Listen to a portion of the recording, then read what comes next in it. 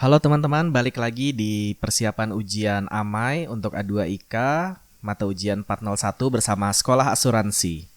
Di video ini kita akan coba memahami bagaimana struktur manajemen dari sebuah perusahaan asuransi secara umum dan juga bagaimana sih peran-peran kunci yang dimainkan oleh posisi manajerial di perusahaan asuransi. Nanti kita akan lihat ada yang namanya board, kemudian bagaimana isi dari board tersebut dan juga tugas dan tanggung jawabnya. Oke, langsung aja, mari kita mulai. Yang pertama kita perlu tahu dulu ada di perusahaan itu yang namanya Board of Director ya, yaitu sekelompok orang yang mereka itu secara bersama-sama mengawasi aktivitas perusahaan yang dilakukan oleh manajemen eksekutif. Di dalam manajemen eksekutif tersebut ada direktur dan juga ada manajer-manajernya. Struktur dan tanggung jawab board itu bisa bervariasi ya, tergantung tipe perusahaan dan juga tergantung yurisdiksi di mana perusahaan itu beroperasi. Tapi di materi ini kita bakal fokus pada model joint stock company dan juga sesuai dengan hukum Inggris. Board itu tugasnya adalah melakukan pengawasan. Ada dua hal yang perlu diawasi oleh board. Yang pertama adalah kepentingan pemegang saham ya, karena konon sejarahnya kenapa ada board di perusahaan itu karena memang buat memproteksi dan mengembangkan kepentingan si pemegang saham. Sampai sekarang juga hal ini masih terus dipegang gitu ya. Tapi sejak tahun 1980-an itu mulai ada kesadaran bahwa perusahaan juga perlu mengapresiasi atau mengakui kepentingan kelompok pemangku kepentingan atau stakeholder yang lain ya. Nggak cuma si pemegang saham doang. Seperti customer, karyawan, intermediary, pemerintah, dan juga masyarakat. Kalau perusahaan gagal memenuhi ekspektasi si stakeholder ini, nanti mereka bisa merusak reputasi perusahaan dan juga bakal membawa dampak yang serius terhadap perusahaan. Oleh karena itu, board di era modern ini diharapkan mampu memikirkan bukan cuma kepentingan si pemegang saham, tapi juga kepentingan tentang si stakeholder tadi itu ya. Nanti akan ada video khusus yang membahas siapa sih stakeholder perusahaan asuransi dan gimana cara kita memenuhi ekspektasi mereka itu. Oke, yang kedua, board itu harus mengawasi risk management. Mereka mesti memastikan bahwa risiko yang mengancam perusahaan itu sudah diakses dan ditangani dengan cara yang tepat. Ini adalah tugas yang sangat penting ya yang mesti dilakukan board, apalagi dalam industri asuransi dan juga jasa keuangan lainnya, di mana di sana kan ada banyak sekali uang yang terlibat.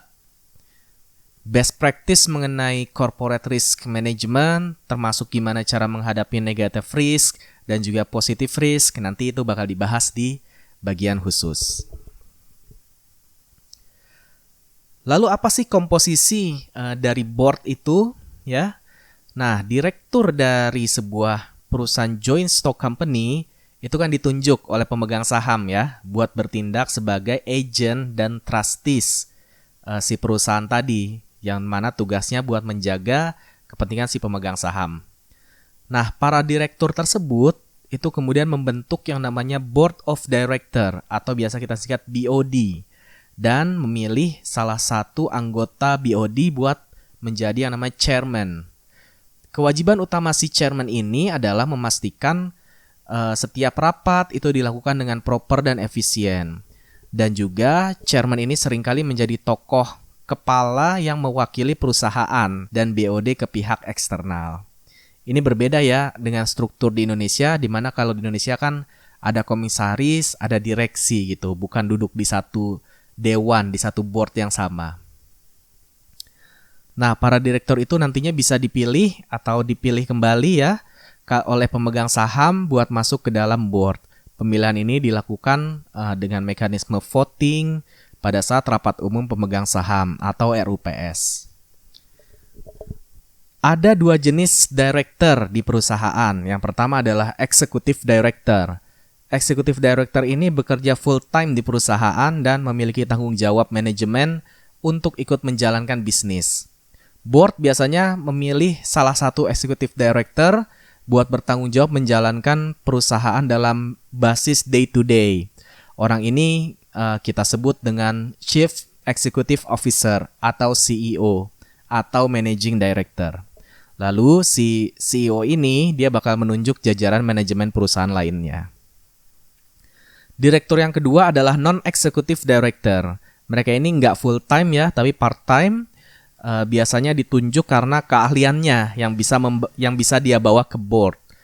Mereka nggak melakukan peran manajemen eksekutif di perusahaan, tapi mereka bakal tetap menghadiri rapat board dan bisa juga menjadi anggota subkomite dalam rangka memberikan pandangan yang independen dalam hal-hal yang dibahas di subkomite itu, misalnya audit, remunerasi, atau risk management. Nah, tugas dari non-executive director ini ialah yang pertama, membantu executive director dalam hal mengatur dan mengawasi strategi perusahaan. Yang kedua, memberikan perspektif independen terhadap jalannya bisnis secara keseluruhan. Kemudian mengenai pendekatan yang dilakukan oleh manajemen eksekutif dan juga pada kinerja dan standard of conduct perusahaan. Kemudian tugas yang ketiga adalah melakukan tanggung jawab lainnya yang ditugaskan oleh board. Misalnya tadi diminta menjadi anggota komite audit atau komite remunerasi. Di banyak yurisdiksi, baik direktur eksekutif maupun non-eksekutif perusahaan public limited, itu biasanya harus melalui yang namanya fit and proper test oleh regulator sebelum diperbolehkan menjabat ke posisi tersebut. Kemudian di beberapa perusahaan ada juga tuh yang nyebut anggota manajemen dengan sebutan director. Padahal mereka tuh bukan direktur yang ditunjuk buat masuk board oleh si pemegang saham. Artinya secara legal mereka tuh bukan direktur. Mereka mungkin levelnya cuma manajemen yang penting aja, manajer yang penting aja buat di dalam perusahaan tersebut. Oke, lalu apa sih tugas dan tanggung jawab board? Tujuan adanya board itu kan buat mengawasi perusahaan dan memberikan arahan secara umum. Mereka harus bisa memastikan bahwa kepentingan para pemegang saham itu sudah terlindungi, sudah terproteksi dengan cara yang etis tentunya, yaitu dengan memberikan manajemen perusahaan arahan yang jelas, pendanaan, dan juga fasilitas, sehingga bisa memicu para manajemen buat mencapai objektifnya. Secara umum, board itu punya 5 tanggung jawab. Yang pertama, mengatur para eksekutif buat memastikan bahwa mereka benar-benar memegang kepentingan pemegang saham dan memegang hukum yang berlaku dalam menjalankan bisnisnya. Yang kedua adalah menyetujui laporan, anggaran tahunan, strategi, dan hal-hal atau perencanaan-perencanaan penting lainnya. Yang ketiga, memilih, menilai, dan memberikan reward kepada CEO dan juga memastikan adanya succession plan yang terus secara aktif dilakukan. Yang keempat, mengawasi proses risk management dan memastikan segala tindakan yang diperlukan buat memitigasi risiko itu sudah diadopsi di dalam perusahaan. Yang kelima, memastikan bahwa integritas dan prinsip perusahaan itu telah ditegakkan dalam hal-hal yang kritikal, misalnya dalam keakuratan laporan keuangan, laporan hukum atau laporan kepatutan, dan juga memastikan bahwa itu sudah patuh dengan standar etik, kode etik perusahaan. Dalam praktiknya, BOD itu adalah forum utama dalam membuat keputusan-keputusan penting. Mereka menerima laporan dari manajemen, lalu membuat keputusan dan mempertimbangkan advice-advice yang ada. Pada sebuah perusahaan PLC, board itu biasanya terdiri dari 10 sampai 20 orang anggota, yang isinya biasanya proporsinya lebih banyak non-executive director. Orang yang sama itu bisa aja ngambil posisi chairman dan CEO. Ya, tapi hal kayak gitu sudah mulai nggak terlalu umum sih, karena kan kedua posisi itu melakukan fungsi yang sangat berbeda. Apalagi chairman juga kan salah satu tugasnya adalah menilai kinerja CEO. Board itu juga akan mengatur wewenang mana yang akan dia tahan sendiri dan wewenang mana yang bakal didelegasikan ke eksekutif. Artinya, di beberapa perusahaan, board itu membuat semua keputusan kunci, atau di beberapa perusahaan lainnya, board itu cuma sekedar stempel aja buat si eksekutif, buat menyetujui doang, sekedar menyetujui. Namun pada kebanyakan perusahaan besar itu biasanya ngambil jalan tengahnya tuh antara dua titik ekstrim tadi, di mana board itu bakal konsentrasi buat ngambil keputusan yang sangat besar. Di perusahaan kayak gitu, pengambilan keputusan kebanyakan ya jadi tanggung jawab si eksekutif. Lalu ada juga beberapa jenis rapat di dalam perusahaan nih yang perlu kita ketahui. Yang pertama adalah board meeting. Board meeting ini dilaksanakan secara periodik, tergantung beban kerjanya. Di perusahaan PLC ini biasanya dilaksanakan sebulan sekali. Ada juga rapat subkomite board yang dilakukan secara rutin. Misalnya ada komite audit, komite remunerasi, atau komite risiko. Yang kedua, rapat umum pemegang saham RUPS ya. Setiap tahun itu biasanya pasti ada satu kali rapat umum pemegang saham. Dan rapat ini biasanya dipimpin oleh chairman dan para anggota board itu hadir buat siap menjawab pertanyaan-pertanyaan yang diajukan. Agenda standar sebuah RUPS biasanya yang pertama ada persetujuan laporan director di tahun itu. Yang kedua, deklarasi mengenai dividen. Yang ketiga, penunjukan director. Kemudian remunerasi director dan penunjukan auditor. Kalau perusahaan perlu melakukan atau perlu memutuskan hal yang urgent di tahun itu, maka akan diadakan yang namanya RUPSLB, Rapat Umum Pemegang Saham Luar Biasa. RUPSLB itu dilakukan misalnya buat mengubah anggaran dasar perusahaan atau buat mendapatkan persetujuan atas adanya penerbitan saham baru, atau karena mau ada akuisisi besar-besaran. Kalau di perusahaan PLC, RUPS biasanya diadakan dengan lebih meriah tuh, di mana ada media yang hadir, ada juga pemegang saham institusi, dan ada juga analis bisnis hadir ke sana.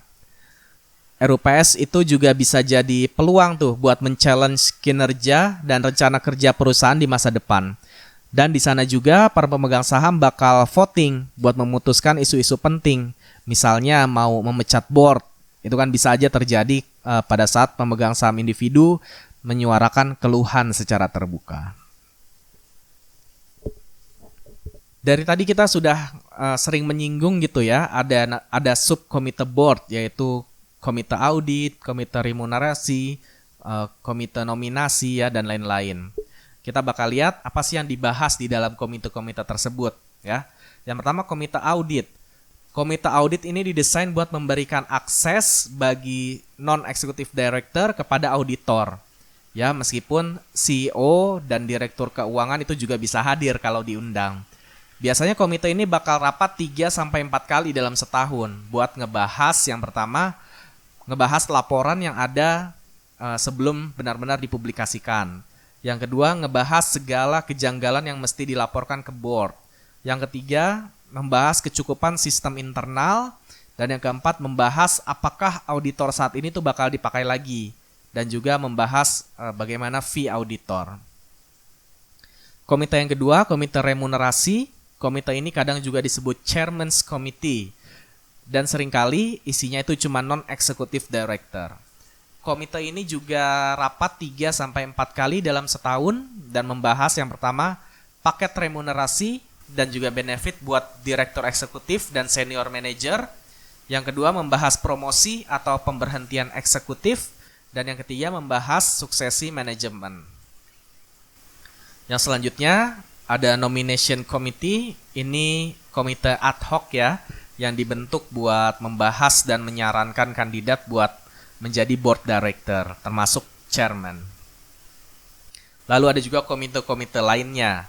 Di dalam sini misalnya ada komite risiko yang tugasnya mengawasi risk management, atau ada juga komite investasi buat mengawasi manajemen investasi, atau juga komite compliance buat mengawasi kepatuhan terhadap hukum dan regulasi. Oke, itu tadi pembahasan di video kali ini. Terima kasih sudah menyimak. Kalau kurang jelas silakan putar ulang video ini, atau kalau ada pertanyaan tulis saja di kolom komentar atau kirimi kami email ke info@sekolahasuransi.com. Sekali lagi terima kasih, selamat belajar dan salam asuransi.